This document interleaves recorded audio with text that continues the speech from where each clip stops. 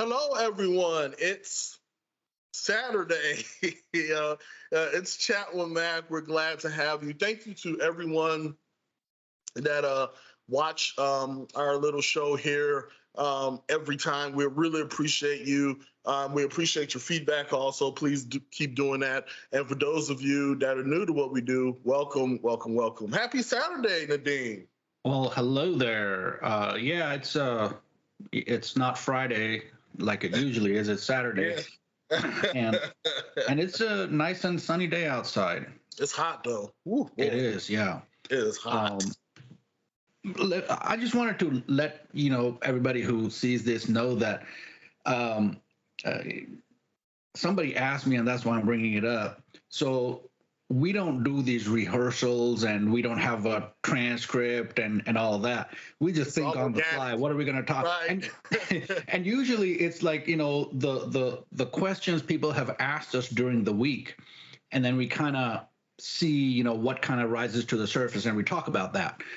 Yeah. And people have asked me, hey man, how long does it take? Do you guys rehearse? And it's like, we just record it, and then it takes me like maybe 5 minutes, 10 minutes just to, cut the beginning and the end, and boom, it goes out. Yep.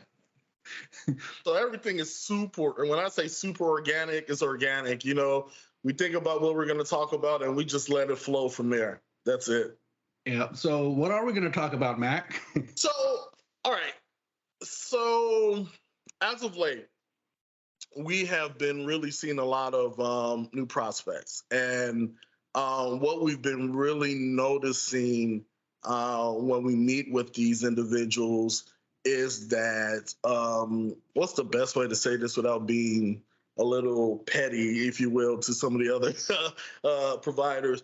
They don't understand, one, the current landscape of IT, and two, more importantly, how pricing is affected by the current landscape. So I really wanted you to talk about that, because I think people are so used to getting by with the bare minimum and paying, quite honestly, the bare minimum, and thinking that's enough. And now we kind of talked about this yesterday. We're starting to see that a lot of people are coming to the understanding that what they have isn't enough, especially when it comes to governmental compliance. And so anyway, talk about that. Yeah. So, first, let me talk about a little bit about compliance. We are seeing more and more concern among business owners that government is going to push compliance down on them when it comes to IT. Yep. So that's first thing. Government already is regulating like the financial industry, insurance, things like that. But they're wanting to. There's already stuff on the books that they're wanting to start more regulation just for general business. So if you have a business, you have to have certain minimums in place as far as IT goes, just because of the security landscape is changing so fast.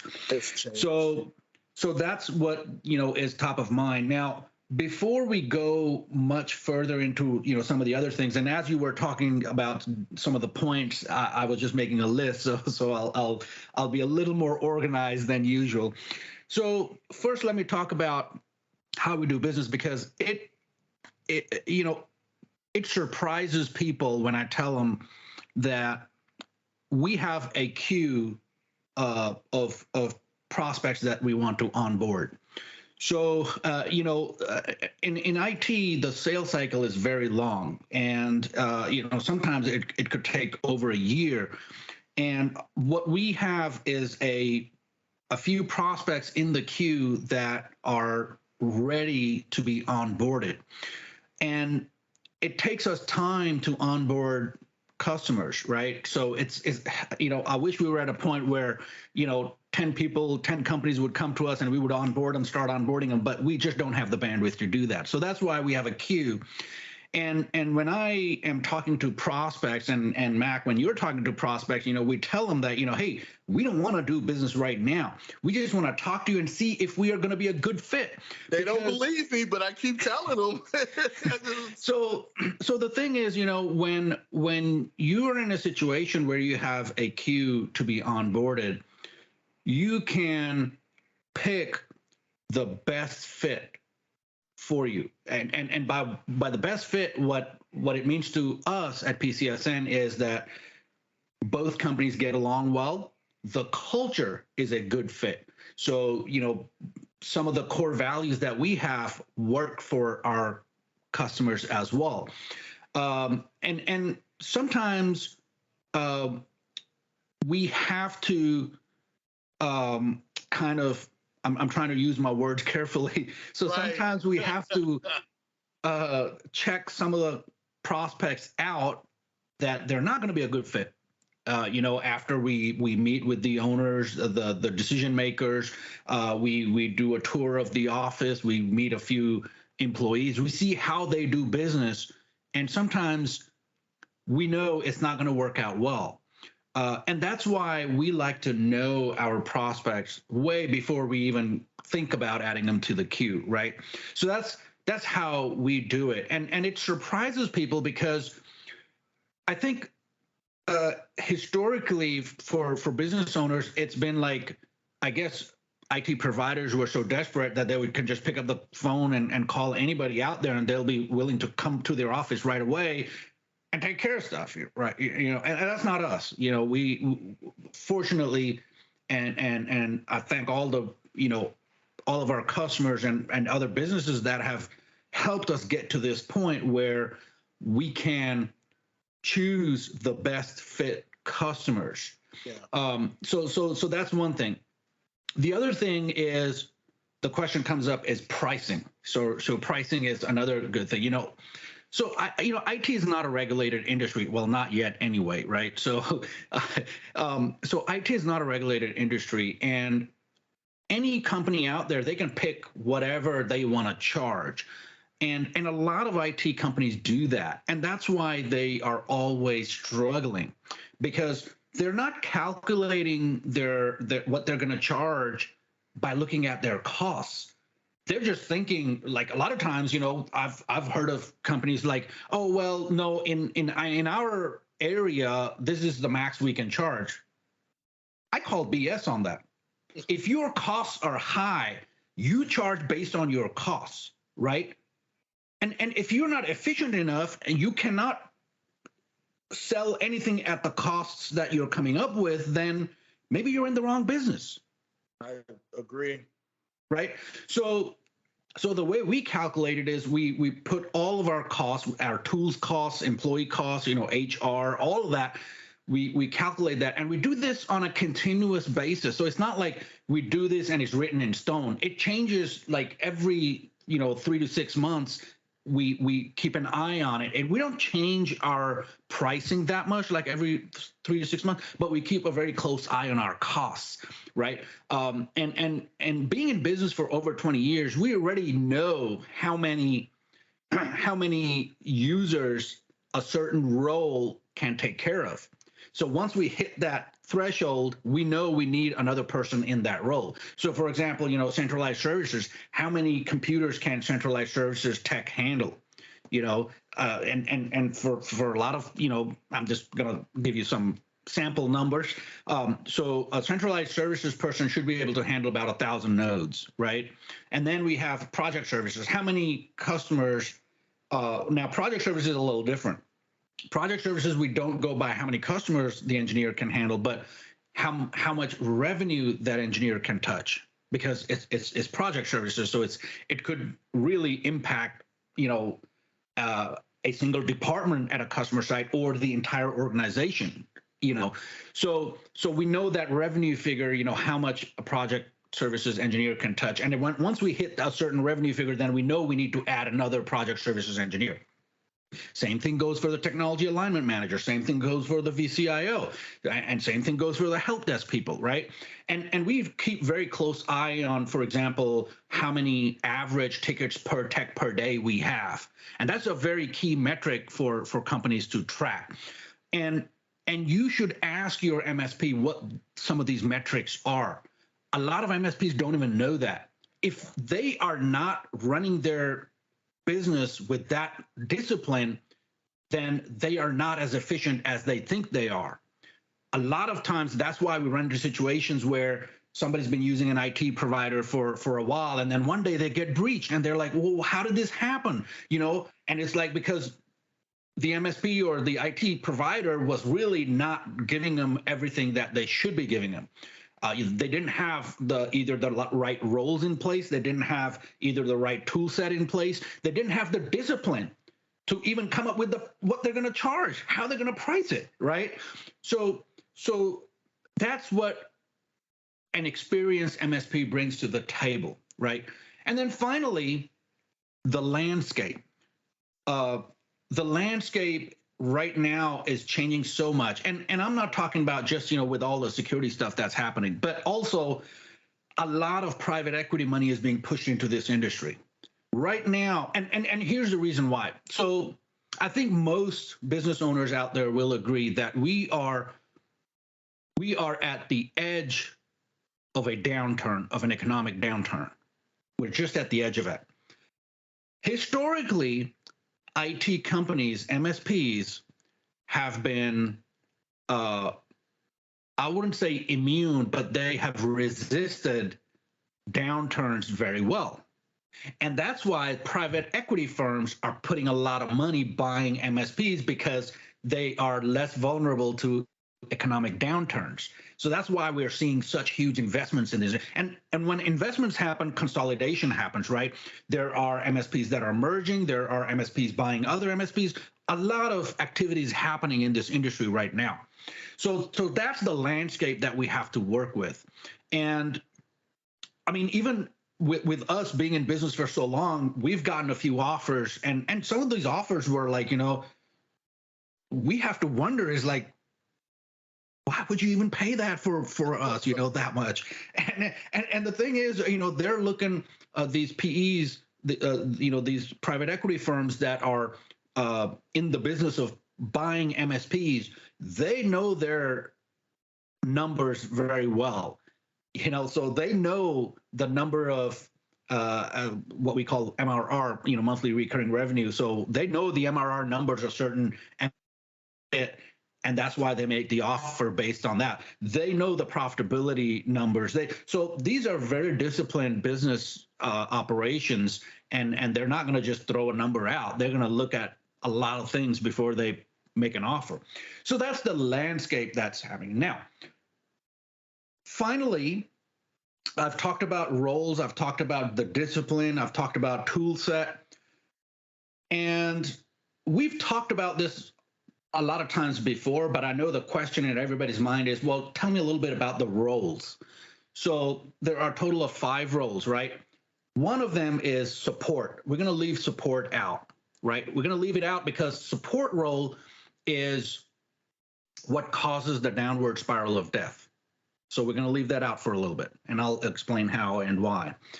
So the first role is centralized services. So centralized services is the automation piece. Now, you want to have dedicated people in these roles, because this is how you gain the efficiencies in your business, in the MSP business, is by dedicating people to these roles. Because a centralized services role is very different from a project services role.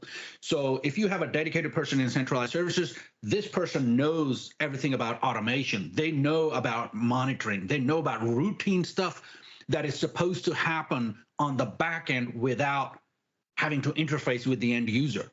This is the magic that happens in the background, right? So that's the centralized services. The next one is the project services. The project services are, one-off projects like, switch upgrades, router upgrades, redundant internet connectivity, things like that, maybe a VoIP rollout or whatever have you. So those are project services. The next role is one of the most important ones, the technology alignment manager. Yeah. The technology alignment manager goes through the checklist to standardize processes, standardize a customer business. So this is we call it TAM for short. So this is the TAM that goes through the proprietary checklist that hopefully every MSP out there has, and make sure that things are aligned from a technical perspective. That technical checklist then goes to the VCIO, which on a routine basis meets with management, and they then translate that technical findings from the TAM into business terms. What makes sense? Maybe one company is in hyper growth mode. That's going to be a different set of priorities, and then there might be another company that is in an economic downturn. They're already feeling it, so that's going to be a different set of priorities. The VCIO's role is what interfaces with management at the customer site, and they set up the budget, they set up the long-term strategy. So the whole thing, the VCIO does that. So these are the main 4 roles, and then the 5th role, the support role that I left out. Many companies out there focus on the support role, and that's the wrong thing to do. Yeah. The TAM and the VCIO, it is the reason, one of the reasons they exist is to minimize support. So the question is not how many support tickets an MSP can handle. That's nothing to be proud of, right? It's what you need to be proud of is that how few support tickets you have to deal with. Absolutely. Right? It's almost like, people say I'm good at analogies. I'm really not, but I'm going to give you an analogy anyway. It's like riding a motorcycle, right? People say, oh, I can go very fast. Well, that's not the trick. It's a 2-wheeled vehicle. The faster you go, the more stable it's going to be. The trick is how slow can you go without touching your feet down, right? Without falling, yeah. Yeah, so that's the support role, right? It's not how many tickets in a day your tech can handle. And a lot of MSPs who focus on or who are proud of how many tickets they can handle, they don't even know their number of support tickets per tech per day. They don't know that average number. That's one of the key metrics. That number has to be very low. The lower that number, the better run MSP it is, because that means that your TAM and VCIOs are doing what they're supposed to be doing. Yeah. If you don't do that and your support tickets skyrocket, now you have to pull somebody either from the TAM or VCIO or one of the other roles. You got to pull those engineers, put them into the support desk. So, hey, we're inundated with support tickets. Now they can't do their role to minimize the tickets because they're busy working the tickets. That's this downward spiral of death. The tickets, the number of tickets just keeps increasing and increasing. Efficiencies keep going down and down. The MSP keeps losing money. And then at the end of the day, the MSP is wondering, well, why am I running only at 20% profit or 15% profit, whatever the number is? Then they start wondering, why am I at this low percent of profit? Business is all about discipline, right? Any business, I don't care what business it is, you have to run it by the numbers. It's a math problem at the end of the day. So remember when your math teacher in school said math is one of the most important things? This is why.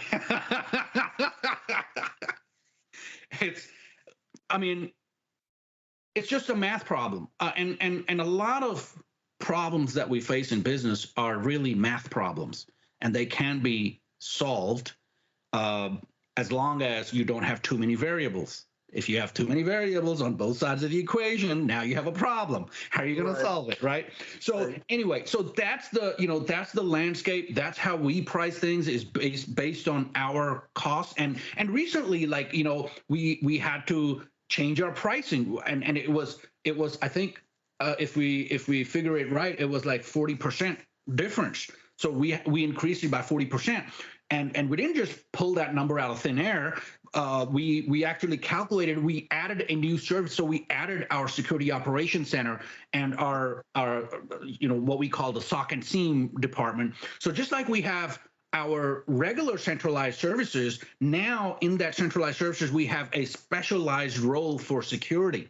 So all these guys doing is looking at security stuff, looking at the security logs, making sure that we don't have an anomaly on a machine. And if something starts to move horizontally in the network, we want to know about it before the customer sees something bad is happening. And that's how you catch stuff you don't know about. And we've actually caught items on user machines where we were surprised that why was this process running? Why all of a sudden? What is it trying to do? Why is it trying to do this? And these were red flags. And our new tool set caught this. It automatically blocked this. it already flagged the SOC engineer, and the SOC engineer found out what it was and then manually did analysis on it and figured out what it was doing. And this goes back all the way back to the Kaseya hack. And we put all the dots together and we found out how that happened is because of this new tool and service that we deployed to our customers. That I don't think we had any customer that had a problem with that 40% change or increase in price, because at the end of the day, we're giving you something that we never have, and there's a cost associated with that. Yeah. You know, and my thing is, if a customer did come to me and say, hey, no, we can't afford this, we're not going to do it, then we're going to tell them then we can't help you, because in this landscape, you have to have a security component if you're an MSP. Yeah. At the end of the day, you need to be able to detect anomalous behavior moving horizontally across the network. In the past, it was a non-issue. You stick an antivirus on the machine, you're good to go. You stick a malware, anti-malware on the machine, and you're good to go. But, things have changed. And this is where... In the last 2 years alone, and the crazy thing about, the truthful thing about what Nadeem is saying is that, I have, when I make my calls, it's very interesting and yet at the same time scary, the number of people that are dealing with the breaches. And then you ask, well, what's going on with your MSP? A great example of that is recently we talked to a potential client. He went to, I think, 4 days when he was down, and his MSP couldn't really tell him what was going on. The crazy thing about the thing about that is it's more common than people really realize, where they don't have these things in place and they can't really pinpoint like, well, it happened, but this is why. It's more of a happened. We got sort of have it contained, but not really contained, and we're still working on that. And you can't, unless you've had your head under sand, you can't do that and still sustain a business, and I think we're seeing that with, some of the people you've met with within the last couple of weeks. They're getting it, they're like, no, this isn't going to work. Yeah. So, in the past, there were situations where some people just didn't know any better, right? Exactly. And then there were some people who knew that they were in a bad spot, but they thought that was just routine business. I mean, we've had a couple of prospects where we're talking to them and they say, we ask them, hey, so how is IT, how is IT handling your business? And, a lot of times they're like, oh, everything is fine. We don't have any problems. And then we dig a little deeper and find out just last week they had a breach. They had a ransomware attack. And they're like, yeah, but everybody has that. It's like, no, not everybody has that. So now I'm not saying that anybody, I don't care who it is, I'm not saying that anybody can guarantee you're not going to get breached. But you should have components in place that you do not get breached. A breach is like, somebody put it very eloquently, and that was, a breach is like a hurricane. You're not going to stop it, right? You cannot stop a breach, but what you can do is you can mitigate the damage it causes. Yeah. And that's what you want to do. Right? Like ransomware. I mean, it's well known, if you have good backups that are out of band backups, then ransomware, you shouldn't have to pay a ransom to get your data back because you've got backups. Now, if your backups are not designed well, they're not, out of band, they're in band backups, then you have a problem because your main data gets corrupt and then your backup gets corrupt too. So, that's a design problem. But anyway, I don't want to take too much of your time. It's a long weekend, Memorial Day weekend. People don't want to, sit there and listen to us. But I just wanted to give everybody a little bit of an overview of how we come up with the prices, how we do business, and why compliance is more and more top of mind with probably most of your competitors out there, people listening to us. Your competitors, I'm having more conversations where I tell prospects, hey, well, maybe you're not ready. You're right. Like, I mean, I just had a call a few days ago, and I was talking to the guy, and I asked him, I was like, well, how much is your IT spend on a monthly basis? And he says, about $500. And I was like, well, that is great. That's excellent. I think you should stay with that IT company. And he was like, whoa, wait a minute, what? And I'm like, because if you switch to us, your spend is going to be probably around $3,000. That's a huge difference, right? I think we may have lost Mac there, but that's a huge difference. So we went from 500, what he's paying right now, and I found out how they were doing this, right? So it was one guy who was doing it on an ad hoc basis, and it was costing him $500. He didn't have any tool set. He would just come out, set up new machines, or if a machine was having a problem, he would come out, replace it, whatever have you. But there was no centralized services. There was no technology element manager. There was no VCIO. There was no project services, and there was no help desk. He wasn't even doing the help desk. It was just one guy. So of course there's going to be a difference in price, right? It's going to be from, he was paying 500 and then we were going to be around 3,000. And this prospect, and when I told him, I was like, look, maybe you should stay with who you're with. And he was like, no, Nadeem, I know we're in a bad spot. We're in a bad situation. I need you to come out next week and meet with me. And so he was traveling. He's in the financial industry. He has like 10 different locations. So, but he was in that situation where it was going to cost him a lot more to go with us. But at the end of the day, he saw that some of the things that we're doing are different, and his IT provider just cannot do that. And those are some of the things that you want to look at when you're trying to find an IT services provider. A lot of times people will revert back to the price, right? So if you don't know something, how are you going to make a decision what you're going to choose? You're going to revert back to the price, right? If I don't know, like if I'm buying door handles, if I don't know the difference between, a gold-plated door handle and just a rusty metal door handle, I'm going to just choose on price. That's what I'm going to do, right? And that's the same way that IT services are. By the way, I got a message from Mac that he lost power, so that's why we lost Mac. But anyway, we'll leave this at that. Some food for thought, something to think about. And I'll be open to some comments if you can comment back or reach out to us. How do you decide what IT provider you're going to use, right? How do you decide who you're going to pick for your IT provider? Do you base it on price? Do you base it on the different roles we talked about? Do you even know the roles? What do these different roles do? How well do they do it? It'd be interesting to get some kind of a poll going on this. So with that, everybody, we'll call it a day. Have a good one. Have an awesome Memorial weekend. It's a long weekend for a lot of folks here in the U.S. and for some of the customers in other countries. Have a great weekend. Thanks, everyone.